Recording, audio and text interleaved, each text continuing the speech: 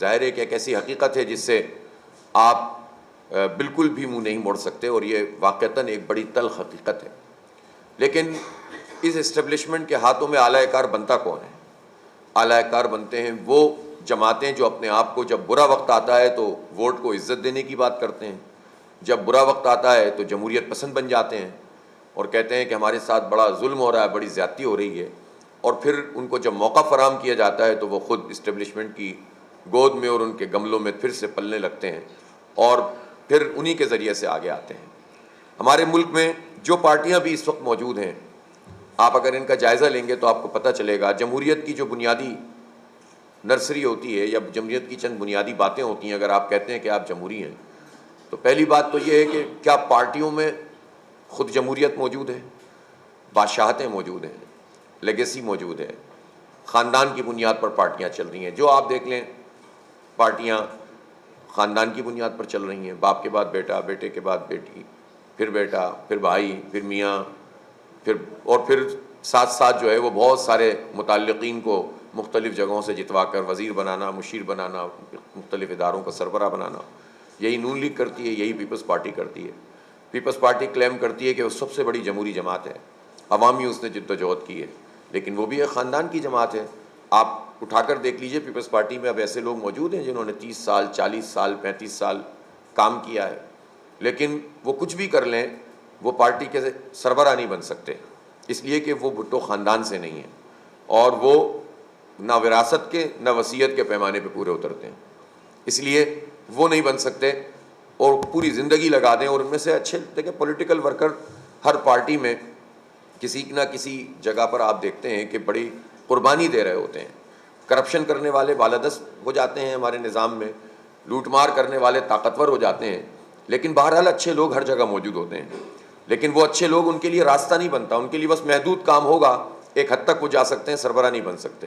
تو جس پارٹی میں پارٹی کے کسی ورکر یا ہر آدمی کے لیے یہ اپرچونٹی نہ ہو کہ وہ پارٹی کا سربراہ بن سکتا ہو تو وہ جمہوری پارٹی ہو ہی نہیں سکتی۔ اس کا مطلب ہے کہ وہ جمہوری پارٹی نہیں ہے، وہ خاندانی پارٹی ہے اور وہ آمریت پسند پارٹی ہے۔ نون لیگ کا بھی حال آپ دیکھ لیں، کچھ بھی کر لیں، خواجہ سعد رفیق خود کہہ چکے ہیں کہ سوچنا پڑے گا ہمیں کہ پارٹیوں میں خاندانوں کی ہی کیوں حکومت ہوتی ہے۔ وہ کچھ بھی کر لیں لیکن پارٹی کے سربراہ نہیں بن سکتے۔ ہاں کوئی برا وقت آئے گا تو اس طرح کے لوگ قربانی دینے کے لیے آگے لائے جائیں گے اور اس کے بعد دوبارہ سے پھر اسی اپنے مقام پر چلے جائیں گے، پریس کانفرنسیں کریں گے۔ میں نے ایک نام دیا ہے آپ کو، بے شمار لوگ ملیں گے آپ کو اس طرح کے جو اس میں بھی۔ تو خاندان کی پارٹیاں، تو خاندانی پارٹیاں جمہوریت تو نہیں ہو سکتی، ہاں بادشاہت ہوتی ہے، خاندانی سرداری نظام ہے، سمجھ لیں پارٹیوں کے اندر بھی وڈیرا شاہی نظام ہے آپ کہہ لیں اس میں، اور اس کی بنیاد پر چلتی ہیں۔ جمہوریت کی اگر کوئی دوسری بات ہے کہ پارٹی کے اندر انتخابات ہوتے ہیں تو آپ دیکھ لیں کون سی پارٹی انتخابات کرواتی ہے۔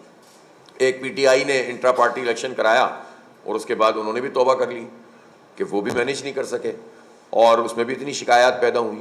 تو جہاں خاندان نہیں ہے وہ شخصی آمریت قائم ہو جاتی ہے پھر پارٹیوں میں۔ اسی طرح سے تو کیا ملا، کیا مسٹر اور کیا مولانا، سبھی کو آپ دیکھتے چلے جائیں خاندانوں کا ہی نظام چل رہا ہوتا ہے۔ دوسری بات یہ ہے کہ لوکل باڈیز کسی کی بھی ترجیح نہیں ہوتی۔ جو جمہوریت کی نرسری ہے وہ گراس روٹ لیول کی ڈیموکریسی ہے اور اختیارات کی منتقلی ہے۔ کوئی پارٹی برسر اقتدار آ کر خوشی سے بلدیاتی انتخاب نہیں کراتی، کورٹوں کے ذریعے کروانا پڑتا ہے، سپریم کورٹ کے فیصلے پہ ہوتے ہیں۔ نون لیگ بھی نہیں کرواتی، پی ٹی آئی نے بھی نہیں کروائے، پیپلز پارٹی بھی نہیں کرواتی، لڑنا پڑتا ہے، جھگڑنا پڑتا ہے، اور پھر وہ لولا لنگڑا قسم کا ان کا ایک قانون بنتا ہے اور اس قانون میں اختیارات کا ارتکاز ہوتا ہے اور الیکشن کرا دیتے ہیں جس کا براہ راست اثر پھر عام آدمی تک نہیں پہنچتا۔ تو جمہوریت کیسے پنپے گی؟ تیسری بات یہ ہے جمہوریت میں طلبہ یونین، اسٹوڈنٹ یونین کے الیکشن 1984 سے بین ہے، صرف 1989 میں ایک الیکشن پنجاب میں ہوا تھا۔ تو 1984 سے 39 سال ہو گئے۔ 39 سال میں پاکستان میں جو جمہوریت کی جڑ ہے طلبہ یونین، اس کا الیکشن نہیں ہو رہا، تو کائے کی جمہوریت ہے پھر؟ اور یہ پارٹیاں جان بوجھ کر اسٹوڈنٹس کی اس طاقت کو سامنے نہیں آنے دینا چاہتی، کیونکہ اس سے جینوئن لیڈرشپ ابھرتی ہے، وہ پارٹیوں میں بھی سوال کرتی ہے، وہ پارٹیوں کے اندر بھی پھر اپنی پبلک اور اپنی صلاحیت کی بنیاد پر، جو اس کی پبلک میں سپورٹ ہوتی ہے اور صلاحیت ہوتی ہے اس کی بنیاد پر وہ آگے بڑھتے ہیں۔ تو جو آمریت مزاج یہ پارٹیاں ہیں جو کہ پاکستان میں رول کر رہی ہیں، وہ یہ نہیں ہونے دینا چاہتی ہیں. اب آپ دیکھیں 2008 میں جب پیپلز پارٹی کی گورنمنٹ بنی تھی تو جو پہلی تقریر کی تھی اس وقت کے وزیر اعظم گیلانی صاحب نے, تو اس میں انہوں نے کہا تھا کہ ہم مزدور انجمنوں اور طلبہ تنظیموں پہ سے پابندی ہٹا رہے ہیں اور ہم انتخابات کروائیں گے. آج تک نہیں ہوئے.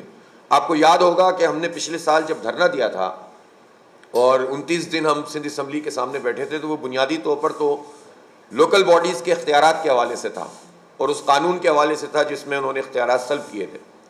لیکن اس میں ہم نے اپنے جو ان سے معاہدہ ہوا تھا اس معاہدے میں ایک کلاز طلبہ یونین کے انتخابات کی بھی ڈالی تھی, کیونکہ ہم سمجھتے ہیں کہ یہ بہت بنیادی چیز ہے جس پر پیپلز پارٹی نے کہا کہ یہ تو ہم آلریڈی کر چکے ہیں اور ہم تو کرانے جا رہے ہیں. تو اب 1.25 سال تو گزر گئے ان کے اقتدار میں, تو وہ الیکشن انہوں نے ابھی بھی نہیں کروائے, پہلے بھی اعلان کر کے نہیں کروائے. تو خوف کھاتے ہیں, ڈرتے ہیں کہ ان تعلیمی اداروں سے جنون لیڈرشپ جو صلاحیت کی بنیاد پر اچھے ڈبیٹر, اچھے پڑھنے والے, اچھے منتظم تیار ہوں, تو اس سے خوفزدہ ہو کر انہوں نے وہاں پر بالکل قتل گاہیں بنانا شروع کر دیا کہ نہ سوچ بڑھے نہ فکر بڑھے. حالانکہ سوشل میڈیا کے اس زمانے میں کیسے آپ سوچ پر پہرا بٹھا سکتے ہیں؟ تو 18 سال کا فرد ووٹر تو بن جائے گا قومی انتخاب میں, لیکن وہ 18 سال کا فرد اپنے کالج میں, اپنی یونیورسٹی میں, اپنے تعلیمی ادارے میں اپنے فرد کو منتخب نہیں کر سکتا. تو آپ سوچ سکتے ہیں کہ ایسی جگہ پر جمہوریت کیا پنپے گی. تو یہ جو مزدور یونینوں اور انجمنوں کا جو حال کر دیا ہے وہ بھی آپ کے سامنے. تو جو جمہوریت کی بنیادیں ہیں ان کو تو خود یہ جمہوری جماعتیں بلڈوز کرتی ہیں. پھر اگر یہ کہیں کہ صرف اسٹیبلشمنٹ کی وجہ سے سب کچھ ہوتا ہے, تو اسٹیبلشمنٹ کرتی ضرور ہے لیکن ساتھ تو آپ دیتے ہیں. اب اسٹیبلشمنٹ کن بنیادوں پہ کھڑی ہوتی ہے؟ انہی جاگیرداروں, انہی وڈیروں کی بنیاد پہ کھڑی ہوتی ہے, جنہوں نے چھوٹے وڈیرے سے بڑا وڈیرا. ابھی بلوچستان میں کیا ہوا ہے؟ یہ کہہ دیتے نا سردار نہیں جائیں گے ہم نون لیگ میں, اس سے پہلے کہہ دیتے ہم باپ نہیں بنائیں گے. تو کیا ہو جاتا؟ آپ تو بہت بات کرتے ہیں بلوچستان کے حقوق کی اور اس کے لیے بڑا آپ تو کہتے ہیں کہ ہم تو بہت زبردست قسم کے لوگ ہیں. لیکن یہ کیا لوگ ہیں کہ کبھی آصف زرداری صاحب ایک سینیٹر کو بھیجتے ہیں تو سارے کے سارے اپنا قبلہ بدل کے سینیٹ میں انتخاب میں ان کی مرضی کا ووٹ ڈالنا شروع کر دیتے ہیں. مجھے نام بتانے کی ضرورت تو نہیں ہے نا کون کون گیا تھا یہاں سے بریف کیس لے کر. ہر سینیٹ کے انتخاب پر انسانوں کی منڈی لگ جاتی ہے, کے پی میں لگ جاتی ہے, بلوچستان میں لگ جاتی ہے. یہاں تو وہ اتنی زیادہ ضرورت نہیں پڑتی, حساب کتاب ویسے ہی بن جاتا ہے. تو یہ کیا مذاق ہے؟ تو کیوں یہ جو وڈیرے اور سردار ہیں اور جاگیردار ہیں یہ کیوں بی ٹیم اے ٹیم بنتے ہیں اسٹیبلشمنٹ کی؟ ان کے بغیر اسٹیبلشمنٹ مینج نہیں کر سکتی انتخاب. ان کے بغیر جو ہے وہ اپنا کوئی پارٹی فارم نہیں کر سکتی اسٹیبلشمنٹ. یہ لوگ موقع فراہم کرتے ہیں نا. اب کہیں کہ جناب خوف ہے, تو ایسی بات بھی نہیں ہوتی. کیا آمریتوں کے خلاف مزاحمت نہیں ہوئی ہے کبھی؟ کیا لوگوں نے اپنے کریکٹر کا مظاہرہ نہیں کیا ہے؟ تو اس کا مطلب یہ ہے کہ جب کوئی بکنے کے لیے تیار ہوتا ہے تو اس کی قیمت لگتی ہے نا. تو جو لوگ اپنے مفادات کے تحفظ کے لیے بکنے کو تیار ہو جاتے ہیں پھر وہی اس پوری جمہوریت کے پورے پروسیس کو داغدار بنا دیتے ہیں. اور ہمارے ملک میں بدقسمتی سے یہ ساری پارٹیاں شریک جرم ہوتی ہیں اور اس کے نتیجے میں جمہوریت کے اوپر داغ بنتی ہیں. تو ایک اویئرنیس بڑھ رہی ہے, پھیل رہی ہے اور اس کو مزید بڑھنا چاہیے. شعور کو موبلائزیشن کے عمل سے گزر کے ایک آواز اٹھنی چاہیے کہ ہم کسی کو اب نہ منڈی لگانے دیں گے نہ کسی کو بکنے دیں گے. جو بکے گا وہ پھر کبھی ہمارے پاس نہیں آئے. جب ایک مرتبہ لوگ اٹھ کر کھڑے ہوں گے تو پھر بالآخر یہ راستہ کہیں رکے گا. راستہ موجود ہے, لیکن جس طرح عالمی سطح پر انصاف پسندوں کے اتحاد کی ضرورت ہے ویسے ہی پاکستان کی سطح پر محکوموں, مظلوموں, انصاف پسندوں اور اس پورے طبقے سے جس نے پاکستان کا بیڑا غرق کیا ہے 76 سال میں, اس کو ٹف ٹائم دینے کے لیے سب کے اشتراک کی ضرورت ہے. پارٹیوں کے اچھے لوگ ہوتے ہیں, ان کو بھی اپنی پارٹیوں میں آواز بلند کرنی چاہیے. اگر وہ اپنی پارٹیوں میں یہ بات نہیں کر سکتے تو پھر ان کی اچھائی سے کیا فائدہ کسی کو. ایک آدمی کہتا ہے میں روتے ہوئے ملٹری کوڈز کے اوپر سائن کر رہا ہوں. بھائی آپ ہنستے ہوئے کر دیں تو اس پہ ہمیں کیا فرق پڑے گا؟ آپ ہنستے ہوئے کر دیں کیونکہ آپ کر رہے ہیں نا سائن.